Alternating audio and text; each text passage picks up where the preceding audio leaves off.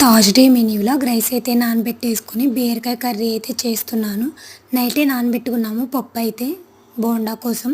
Night తోమలేదనమాట గిన్నెలు, పిల్లలు ఇసికిస్తున్నారు. లేకపోతే నైటే తోమేస్తాను నేను. ఇంకా పొయ్యి మీద అయితే ఒక పొయ్యి మీద రైసు, ఇంకో పొయ్యి మీద అయితే కర్రీ అయితే పెట్టాను. ఈలోపు అయితే పిండైతే మిక్సీ పట్టేసుకున్నాను. ఇంకా మా అత్తయ్య అయితే గిన్నెలైతే బయటేసుకొని కడుగుతున్నారు. ఇంకా కావాల్సినవి అయితే కట్ చేసుకొని వేసేసి అందులోనే కొంచెం సోడా, ఉప్పు కూడా అయితే వేశాను. ఉల్లిపాయలు, పచ్చిమిరపకాయలు అవన్నీ అయితే మిక్స్ చేసుకొని పక్కనైతే పెట్టాను. కొంచెం సేపు నానిద్ది కదా వంట అయ్యేలోపు. కర్రీ అయితే రెడీ అయిపోయింది. ఎగ్స్ అయితే బాయిల్ అవుతున్నాయి. చట్నీ కోసం వేయించుకొని పక్కన పెట్టుకొని తాలింపు అయితే వేశాను. మా అత్తయ్య అయితే అంట్లయితే కడిగేశారు. 6కి షాప్‌కి వెళ్ళే ముందే కొంచెం హెల్ప్ చేశారనమాట. ఈరోజు మార్నింగే తోమేశారు. మీకు కూడా అంతేనా? కమెంట్ చేయండి.